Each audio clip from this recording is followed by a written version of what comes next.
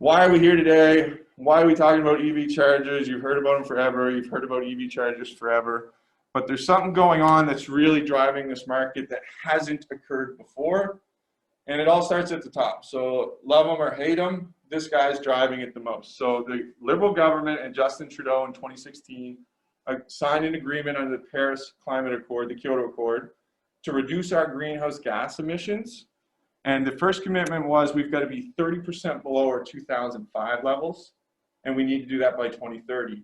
And then ultimately, we as a country have to be greenhouse gas free by 2050. And I actually heard this morning Biden said if he actually becomes president, Trump has pulled them out of the climate agreement, that the US will be back in day one. So this is a pretty all-inclusive, all-encompassing agreement.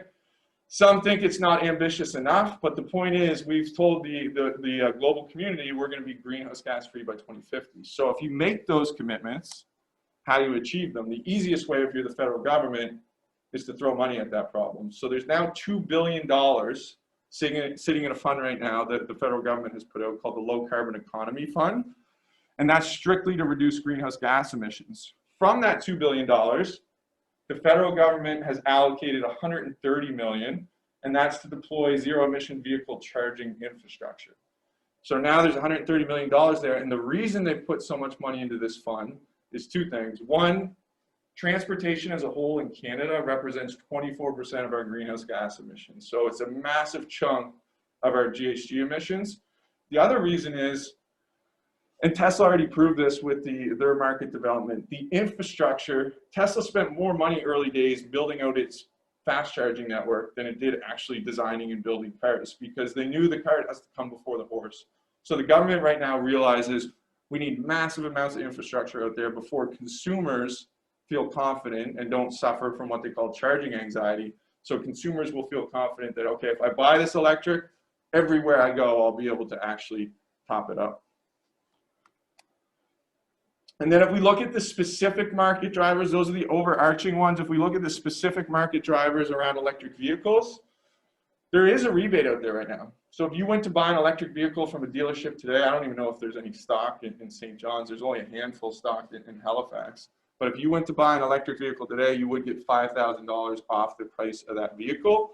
Some provinces have upped that with additional incentives. Unfortunately, none of the Atlantic provinces have yet.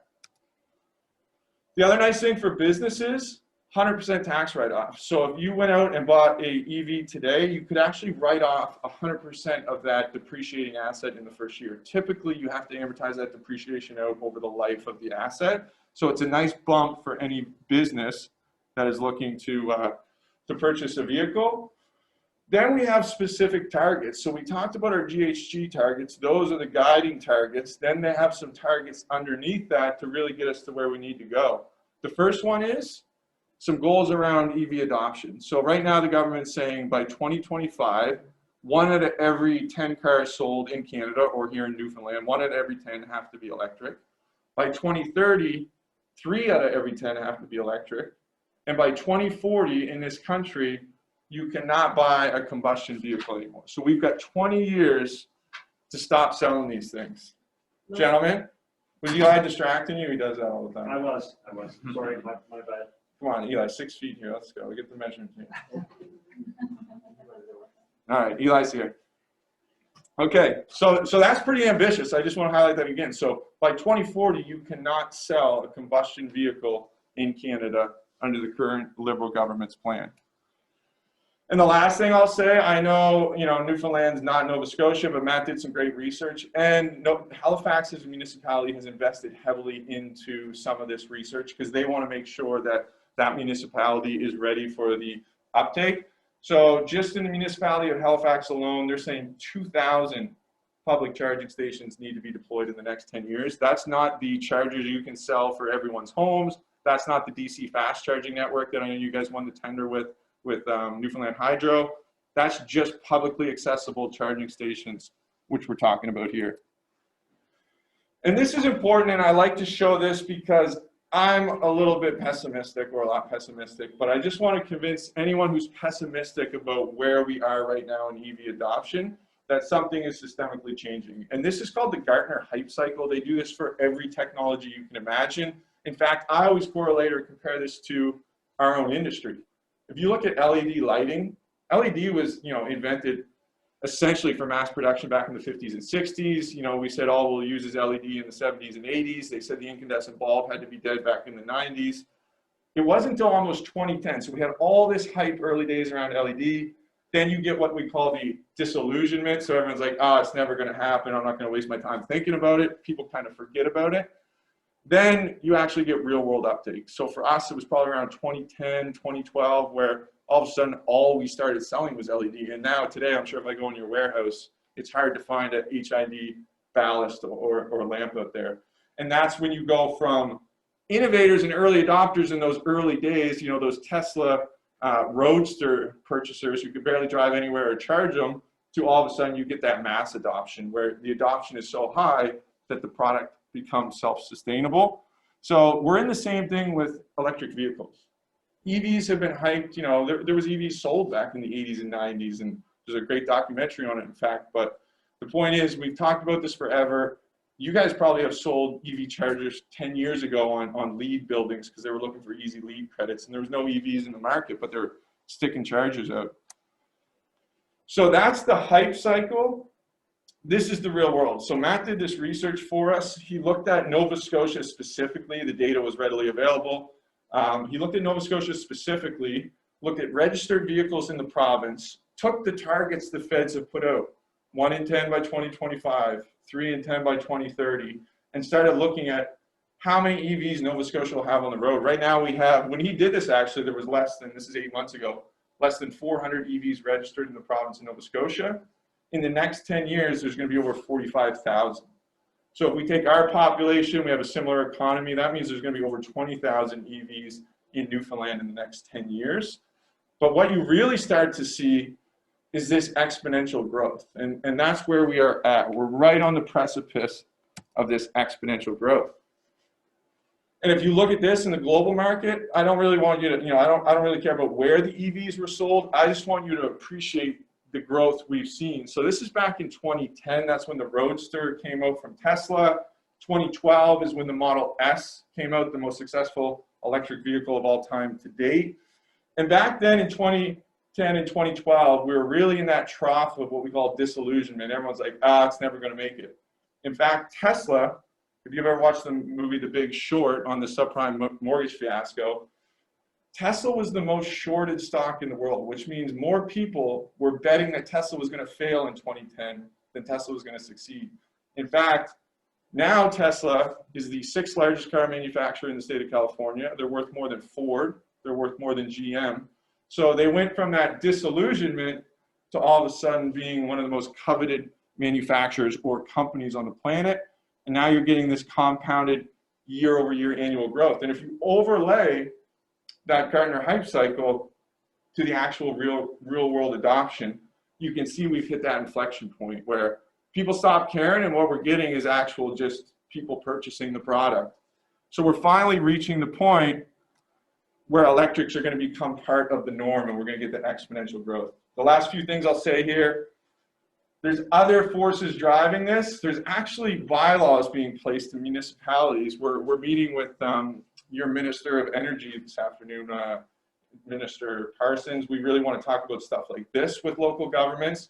But here's, this is in British Columbia. We've seen it in Quebec. We've seen it in Ontario, where they've gone and changed the building bylaws. So you cannot build a building in these in these municipalities that isn't 80 to 100% electric vehicle ready.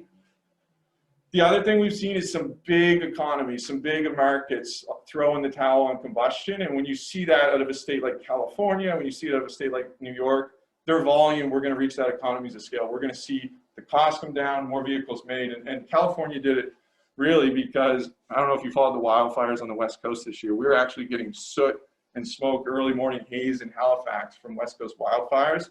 So California is an environmental nightmare right now. So they've totally thrown in the towel. And they're going to shift their adoption plans to 2035, where you won't be able to sell an electric vehicle. The last thing I want to say on this is, we get this all the time. I was one of the naysayers. Electric vehicles don't work in Atlantic Canada. It's too cold. Our cities are too spread out. All these reasons that we can think of. But if you look at Norway, who had spent the previous 10 years developing their EV infrastructure, in September, so just 2 months ago in September, 60% of the vehicles sold in Norway were 100% electric, and 90% of the vehicles sold in the month of September were either electric or plug-in electric. So we can definitely get there. And the other thing I'll say, you guys have now completed or will have completed the Canadian fast charging, DC fast charging highway, the coast-to-coast highway. You've got 14 fast chargers going in here in Newfoundland. So that means you'll be able to drive from Victoria to St. John's in your electric vehicle. And for all the bad things COVID has brought us, it's given us one good thing, and that's a glimpse into a GHG future. These are nitrous dioxide levels in the troposphere above Beijing. So nitrous dioxide is a pollutant that comes out of transportation vehicles. This is on the left, pre-COVID lockdown, and on the right-hand side, this is during COVID lockdown. And if you've ever seen the smog that you get in some of these major city centers, this is the big reason here. So we've had a glimpse of it, we've had a taste of it. I don't think anyone wants to go back to the way it was. Now I'll let Matt finish up on the product and the program. All right, thanks, Mark. So yeah, like you mentioned, I'm Matt.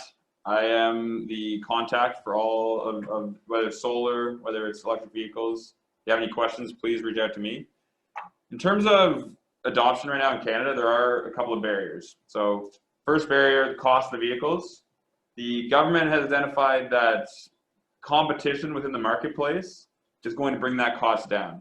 So Tesla is obviously the main player right now in electric vehicle manufacturing.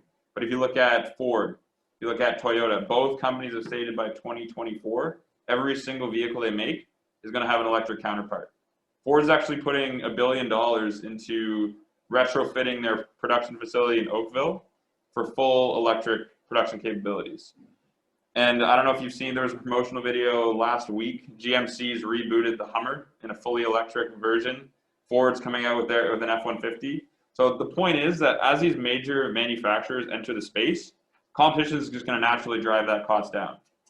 So that's one barrier. The second is access to charging. So there's something right now in electric vehicles called charging anxiety. So if I'm considering buying an electric, I'm worried that where am I going to charge it when I'm out driving around? So that's where the government's decided to put their money and build out that infrastructure across Canada. So the program is the Zero Emission Vehicle Infrastructure Program, say ZVIP from here on out because it's a mouthful. But here is the breakdown of the program. So it is funding installations of level 2 and level 3 or fast charging stations across Canada. The important thing to note here is the funding available. So 50% of total project costs are eligible under this program. And that includes the hardware, so the box itself, that includes labor, that includes any extraneous material involved in the installation. So it's quite a lucrative program. You'll notice there is a maximum of $5,000 of funding per connector. However, we did our due diligence. We went out and solicited quotes from installers. And even in the most expensive scenarios, you're not touching that $5,000 maximum. So the way to think about it is 50% project costs for electric vehicle installations. There is funding available for fast charging stations as well, but like Mark said, the DC fast charging highway is actually in the process of being completed right now in Newfoundland. So we're really focusing in on this level 2 market, your in-city type charging. So there's different eligible applicants for this program, and each eligibility criteria is released in rounds of funding. These rounds of funding go about every quarter. There's a current round of funding closing December 10th, meant for what they call third-party agents. So Crown corporations, municipalities, provincial governments can apply for funding through the federal government and then distribute that to ultimate recipients who, in that range of applicants, is very wide. So just about any company, any commercial client would be eligible for funding through that program. There was a round of funding that closed this past summer, and it was focusing on multi-unit buildings, workplaces, and vehicle fleets. And then there will be a round of funding in the winter focusing on public places and on-street parking. So a number of eligible applicants through this program, and we've done some internal brainstorming on where the targets may lie. So real estate developers for sure. In Halifax, we had a lot of success targeting that type of applicant. Anything tourism related, in Nova Scotia, Newfoundland, very tourism heavy economies. So places where people, you know, in Quebec, one of the most developed EV markets in Canada, if a customer wants to come to the East Coast to travel, having access to charging will be an important aspect of that. Municipalities, of course, and then the other one I want to focus on is institutions. So we actually got 22 of these units spec'd on the new Cornerbrook Hospital going up this year, and then your universities and colleges as well. We're meeting with the Memorial University this afternoon to talk about this program. So number of very, very good applicants in the municipality here, and one success I'd like to highlight is in that multi-unit building. So we signed NLX last spring and caught wind of this program somewhat late in the process. So we had about a month where we went out and we called on people that we had established relationships with. We didn't go outside of our wheelhouse. We talked to people that we deal with on a regular basis through our regular electric wholesale channel. And in those conversations, we were able to submit for over 600 level 2 chargers in about 2 weeks. So we think combined with Graybar's sales force, going after some of these applicants that we have established relationships with, there's some really great opportunities to be taken advantage of. So partnering with NLX as a brand. NLX is an Italian company. They're a utility, actually, and they purchased the Juicebox brand about 3 years ago. Juicebox was previously manufactured by a company called eMotorworks. And so if you went out online right now and you Googled Juicebox, you might see some older units floating around from before NLX, and they're like black and orange boxes, but they're one of the most highly rated chargers on the market. One important thing I want to say about NLX is that in the EV space right now, there's a number of new players entering the market. It's a very developing sector because it's a new technology, and many of these companies come in and they flame out. And so if I'm a customer and I want to put one of these in, what's to say that the company's going to be around in 5-10 years to actually service these things?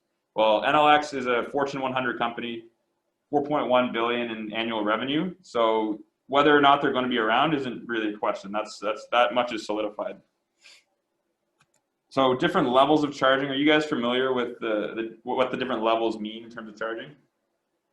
Yeah, so I'll run through it quickly. Level 1 is really a break in case of emergency. You would plug it into a 120 volt outlet. It would take you approximately a full day to charge your car. So not really an ideal solution. Level 2, which the unit you see on the table here, that's 240 volts, comes in a variety of ampacity, so 32, 40, 48. And the nice thing about level 2 is that it really plays in that sweet spot of charging time. So about 4 to 8 hours to charge your car fully. And the use case for that is in the home, charging overnight, at work, where I'm going to be parked for multiple hours, parking lots, at malls, at restaurants, so places where people are going to plug in and spend a decent amount of time is the perfect application for a level 2 unit. And then level 3 is your service station, highway side type scenario. So if I'm on a road trip, I can pull in full charge in about half an hour. So one thing that's important to think about with electric vehicle charging is that the way people fuel their cars is going to fundamentally change. You're not going to wait till your car runs out of gas and go to the gas station once a week or whatever frequency it is. You're going to be constantly topping up your car as you're moving around. Whether it's at home in the garage, whether it's at work, you're always going to be playing in that 20 to 80% charge space so that you're never going to be worried about running out. The only times where running to empty starts to come into play is on those highway side road trip type scenarios. In city, the service station really becomes obsolete with electric vehicle charging. So here's what it looks like in terms of battery size and charge time. So for the Teslas, you can see that it has about a max charge rate of 11.5 kilowatts. That's important to know because the charge time for an AC unit, such as this, is actually limited by the charge controller on the car. It can only accept 11.5 kilowatts, which equates to 48 amps of charging. So beyond 40 to 48 amps, you're not actually getting any faster charge times because that's all the car can handle. Now the fast charging stations are different because they take direct current directly into the battery. So that's why they can charge at a much faster rate. So you see, these are some of the larger battery sizes in cars on the market right now. And you're getting charge times anywhere between 6 to 8 hours for the Tesla. And here's what the product looks like. So on the far left there, you see our residential unit. That really, the way to think about it is it's a glorified extension cord. So it does have some capabilities in terms of controlling it via mobile application. You can turn it on and off remotely. It'll tell you when your car is done charging, but really the point of that unit is to get power from A to B, get it into the car. The commercial unit to the right of that has a very robust software associated with it, and that's for controlling access, for administering payment. That's really important for commercial customers who want full visibility and control over these units. You see a QR code on the front of it, and that is how payment is administered. Customer pulls up, they have the application on their phone, they scan the QR code where their credit card is associated with, and they're good to go. They can plug in and charge. In the middle, you can see the different mounting hardwares that are available. So the stand mount in the middle is a simple steel pole, really not much to it. To the right of that is the more heavy, robust pedestal unit. In terms of functionality, the only difference between the two is that you can get credit card terminals for the pedestal unit. But as I was just talking about, mobile payments and QR codes, that's really the future of payment for charging. And then on the far right is the level 3 fast charging unit that NLX does have. So that's not stocked at Graybar, but it is available, and we can bring that in the right scenario. So in terms of the software associated with the commercial units, as I mentioned earlier, all payment and control is administered through the application. The enterprise software allows commercial customers to group their chargers by site. They can set different user groups. So for example, if I had a multi-unit building, I could set tenants as one user group and allow my tenants to charge for free as an amenity. It would recognize them in the app as such, and they could scan the QR code and they're off to go. And then I could set a separate user group for guests, where they would have to pay a certain rate per hour for charging.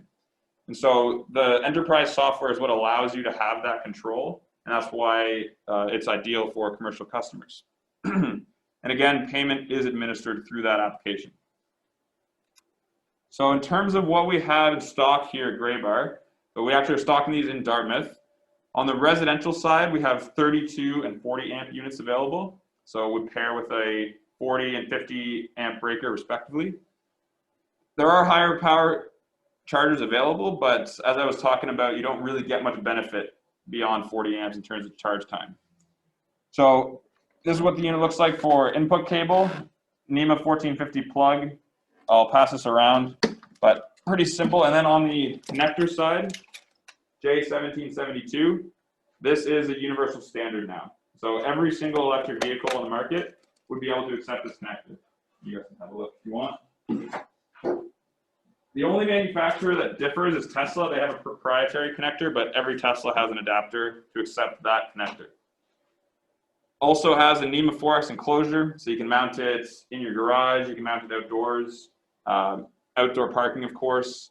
And then for the residential unit, you do have a mobile application associated with it. You just don't have as much control as with the commercial unit. So on the commercial side, again, gets you access to that JuiceNet enterprise software, all payment administered through the application, QR code on the front so customers can scan it and get going with the charging. And there is also a feature called load balancing. So if I had an 80 amp circuit and I wanted to get 4 chargers on that, I could have them all hooked up. Through the software, it would recognize if 4 cars were to all pull up at once and plug in.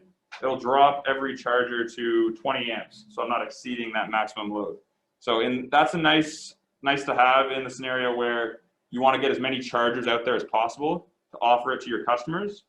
But it's not the best for user experience, because if I'm expecting a 40 amp charge time and all of a sudden I drop to 20 amps, well, I'm not going to be too happy. So generally for best customer experience, you want to have a dedicated circuit for each charger, but the load balancing does allow you to get more charges out there if you are desiring that. So that issue with service size was something that came up for us in our talks, and we brought on a new product to actually handle that, and I'll let Mark tell you about that.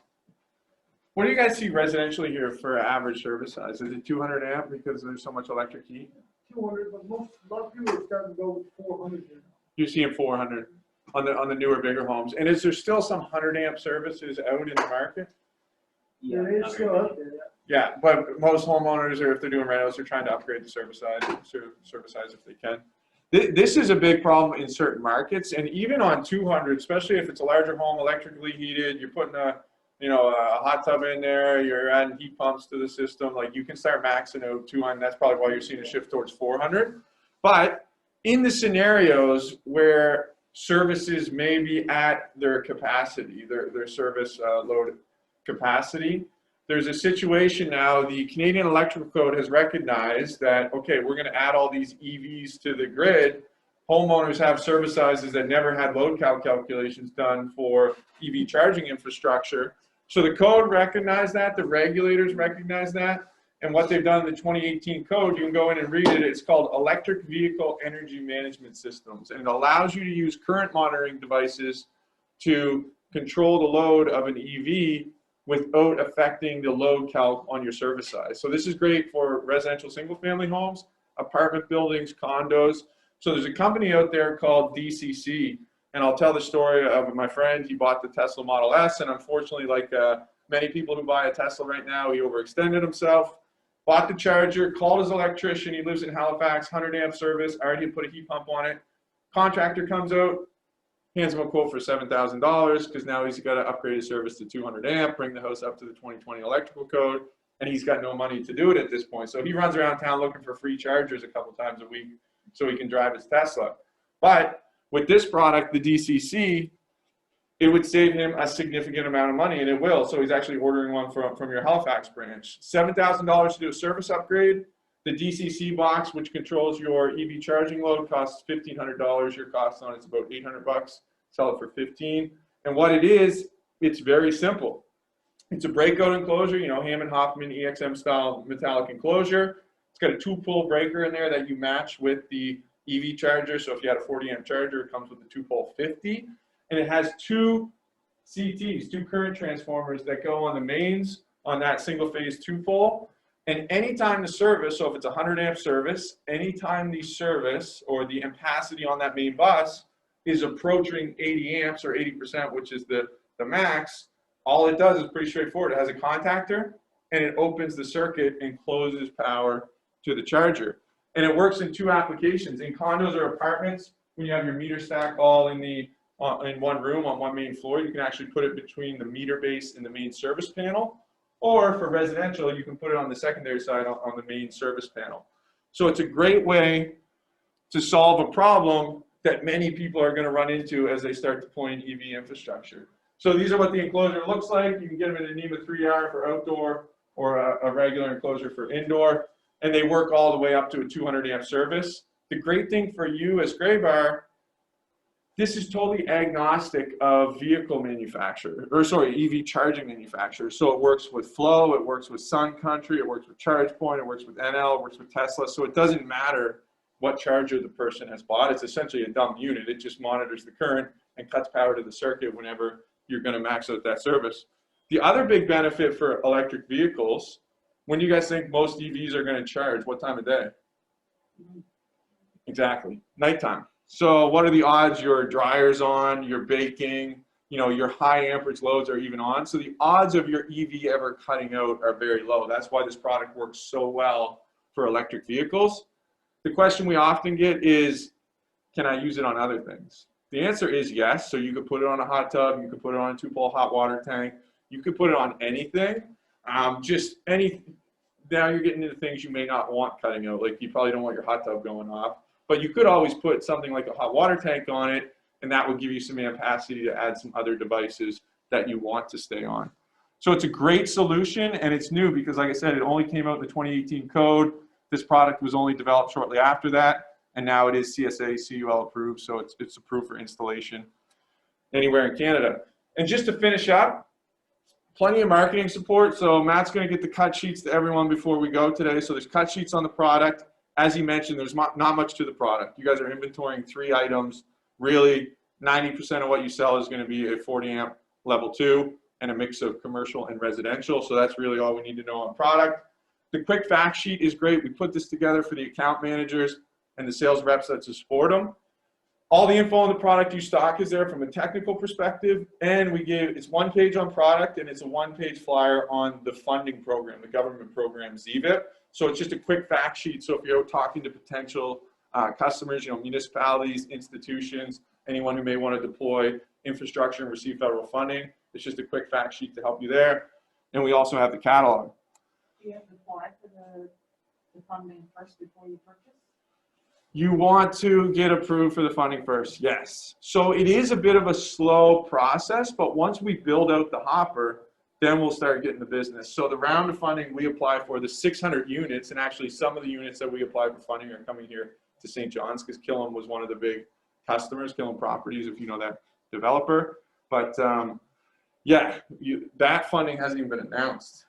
No, the government's been extremely slow this year. That Parliament hasn't been sitting, and so some of these decisions haven't been made yet.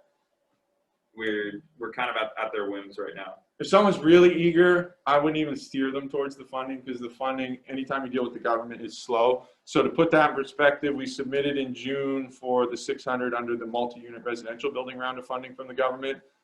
Hopefully we know before the end of this year, so here's another 6 months. Then the customers have 2 years to deploy it and receive their funding. So it's a slow process, but the nice thing is we're early days in it, and once we start building applicants each round, the business will just continually flow once we build up that backlog. The other thing we've done to support you, this is a great website and resource to really give us both credibility in this space. It's called evchargersatlantic.ca.